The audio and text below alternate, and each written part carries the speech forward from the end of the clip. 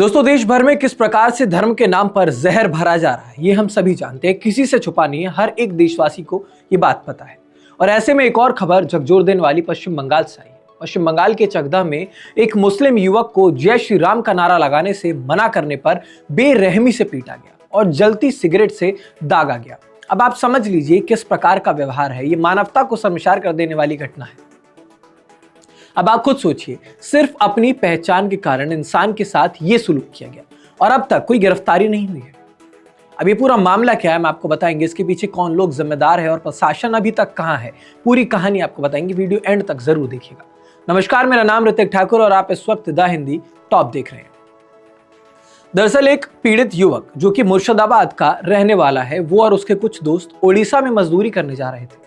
तभी चकदा स्टेशन पर स्थानीय युवकों से किसी बात को लेकर उनका आपसी में झगड़ा हो गया। अब स्थानीय सूत्रों के अनुसार जब वहां पर बातचीत की गई तो ये पता लगा कि इन युवकों ने पीड़ित का धार्मिक पहचान और घर का पता जाना। पहले जो युवक मारपीट कर रहे थे उन्होंने पीड़ित का पहले धार्मिक पहचान जानी, उनका नाम जाना, उसके बाद ये कोशिश की कि ये पता लगे कि ये रहने वाले कहाँ के हैं। उसके बाद जब पता लगा तो उन्हें परेशान करना शुरू किया, पूछा। उसके बाद जो हुआ वो सीधे पूरी तरीके से दिमाग हिला देने वाला था।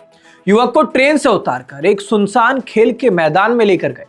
वहां पर उसे जबरन जय श्री राम का नारा लगाने के लिए मजबूर किया और विरोध करने पर जब उस युवक ने बोला कि भाई ऐसा क्यों कर रहे हैं, जब उसने विरोध किया, जब वो मारपीट करे तो उसने विरोध किया तो उसे बेरहमी से और ज्यादा पीटा गया। यहां तक कि बर्बरता की हद ये हो गई, जब जलती हुई सिगरेट जो ये पी रहे थे, जब मारपीट कर रहे थे, तो वो जलती हुई सिगरेट उसके शरीर पर ही लोग दागने लग गए। कहीं ना कहीं ये मानवता को शर्मसार करने वाली घटना इसलिए भी है क्योंकि हम कहां जा रहे हैं। धर्म के नाम पर पहले यही लोग थे जो आपसी मेल प्यार, सौहार्द, अमन, शांति की बात किया करते थे, लेकिन अब धर्म के नाम पर लोग इस प्रकार की बर्बरता पर उतर आए हैं। पीड़ित की गंभीर चोटें देख करके साफ पता लगता है कि किस प्रकार की दिक्कत उसे उस वक्त हुई होगी, किस प्रकार से मारपीट वहां पर हुई होगी। लेकिन स्थानीय लोगों की मदद से उसे अस्पताल पहुंचाया गया, जहां पर प्राथमिक इलाज के बाद उसे छुट्टी दे दी गई। इस मामले में पीड़ित ने जनता यूनियन पार्टी के अध्यक्ष हुमायूं कबीर की मदद से जीआरपी और बेलडांगा पुलिस स्टेशन में शिकायत दर्ज कराई। पीड़ित की शिकायत तक दर्ज नहीं हो रही। तो ये हुमायूं कबीर वही है जो टीएमसी छोड़कर आए हैं और अपनी नई पार्टी इन्होंने बनाई है, लेकिन अब तक किसी की गिरफ्तारी नहीं हुई है। और यही बात लोगों में सबसे ज्यादा सवाल खड़ा कर रही है कि भाई आखिरकार प्रशासन इतना सुस्त क्यों है, निष्क्रिय क्यों है। और इसी प्रशासन की वजह से, इसी लापरवाही की वजह से इस प्रकार के जो लोग हैं वो समाज में बेखौफ घूम रहे हैं, अपने मन की चलाते हैं।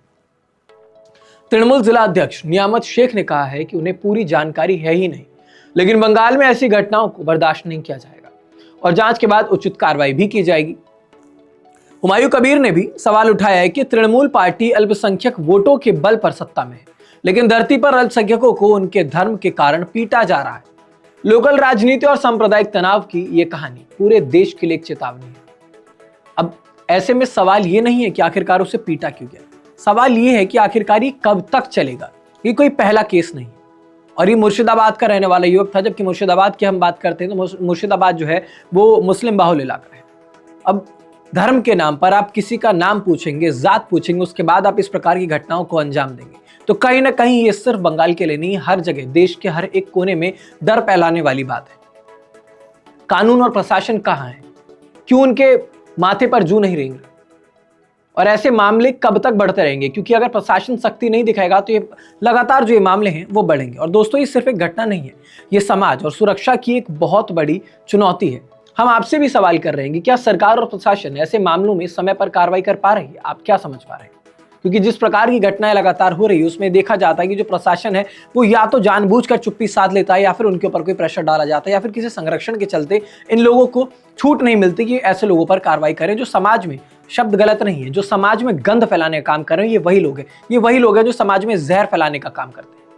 इस वीडियो पर आपकी क्या राय बनती है हमें कमेंट बॉक्स में जरूर बताइएगा। साथ ही साथ अगर वीडियो अच्छी लगी हो तो वीडियो पर लाइक, कमेंट, शेयर करें और द हिंदी टॉप चैनल को सब्सक्राइब कर लें। नमस्कार।